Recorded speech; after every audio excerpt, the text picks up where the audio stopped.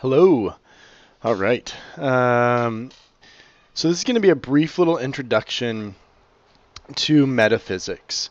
So we're transitioning in the course today, and we've talked the last couple of weeks about epistemology, thinking about the theory of knowledge, how we know what we know, do we know anything at all. And now I want to kind of move on to the next part of the course, which is metaphysics. And metaphysics most simply is looking at the ultimate nature of reality. I chuckle because it's such a grand inquisition. It's such a grand investigation, right? And metaphysics, thinking about the ultimate nature of reality, takes on the form of moving beyond that which we accept as real, that which we accept as our reality. Meta is loosely translated as going beyond.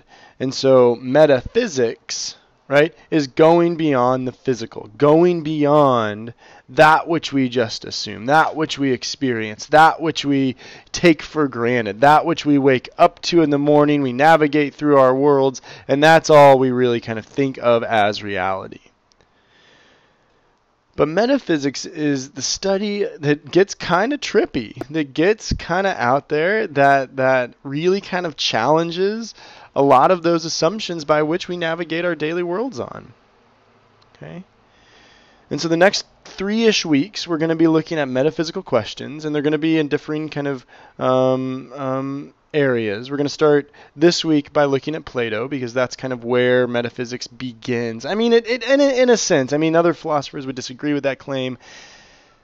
But, historically speaking, Plato really is one that starts to encourage us to think about and to consider metaphysical questions. And so those will be the videos for Wednesday and Thursday, and what you will be tasked on writing both Wednesday and then again on Friday. Okay. All right.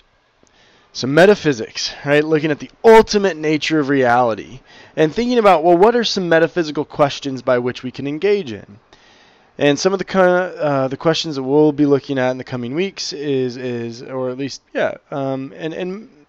thinking about various metaphysical questions.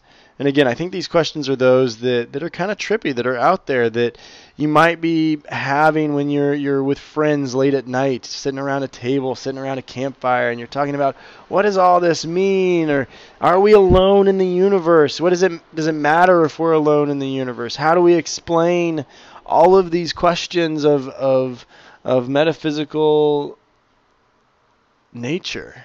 Okay. So some topics in metaphysics. Also, this is just too cute. So this is my tiny little cat. That is the Small.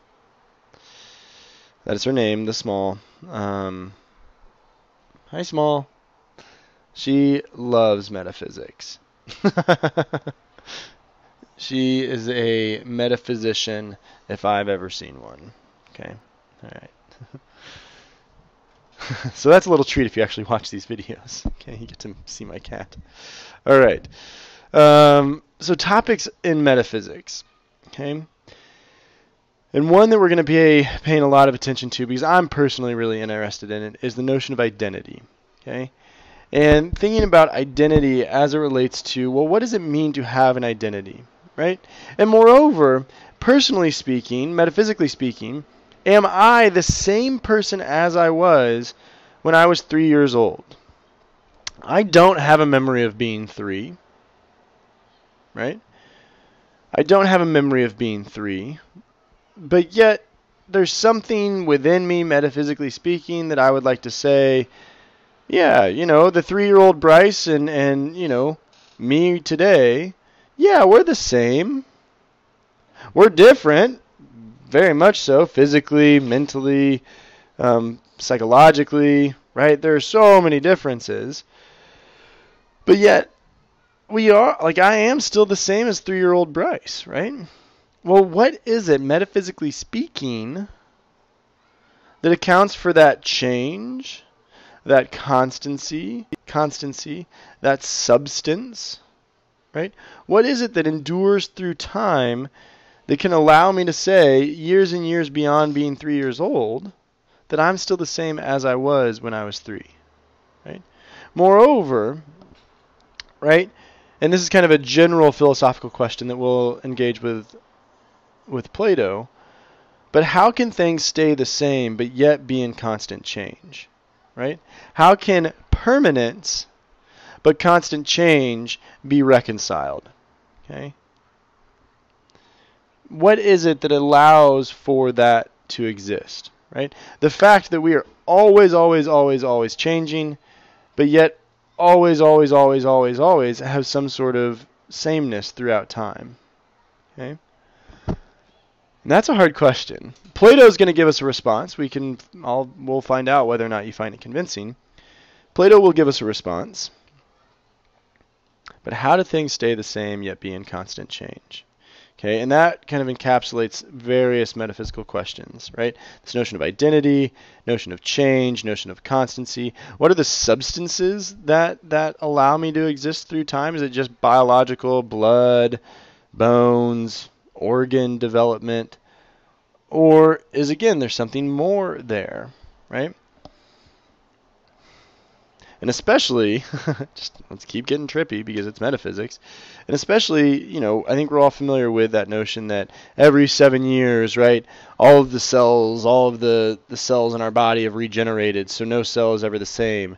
So if it's the case that every single cell in my body has regenerated in the past 7 years, and I'm never necessarily, having any sort of property that allows me to claim sameness or identity, well, then am I really the same as I was even, when I was 3 years old? Am I even the same as I was when I was 18? Am I the same as I was as 5 years ago?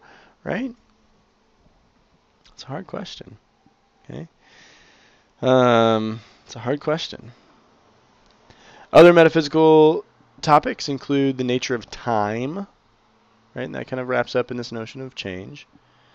But how do we account for time? Does time exist? If so, in what ways does time exist? Is time just a construct that we've, again, been led to believe certain things about? Like I'm recording this video right now at 11:37 a.m.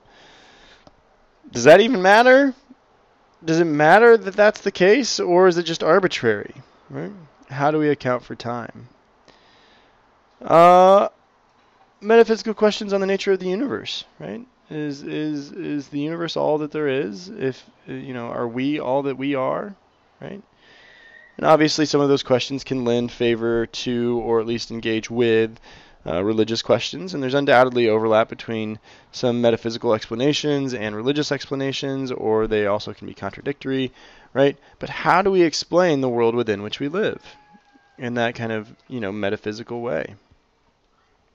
And so over the coming couple of weeks, we're going to engage more deeply into and with metaphysics, metaphysical questions, all by which trying to engage with the ultimate nature of reality, which is no easy task. And I look forward to diving into some of these materials, some of these conversations, and some of these texts over the coming weeks. So get out there and try to go investigate and be meta.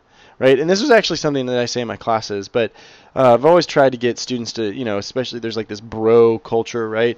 So like, oh, bro, that's so cool or whatever. Start adopting like meta as a word that you use when something blows your mind, right? If somebody does something, or if you encounter a thought, or if you encounter something that happens that really just blows your mind, what's happened is that has gone meta, right? It's gone beyond what you thought was possible. And so in that and with that, right, maybe taking into account the fact that you've gone meta. You've gone beyond what you thought was possible. So I'll leave you with that.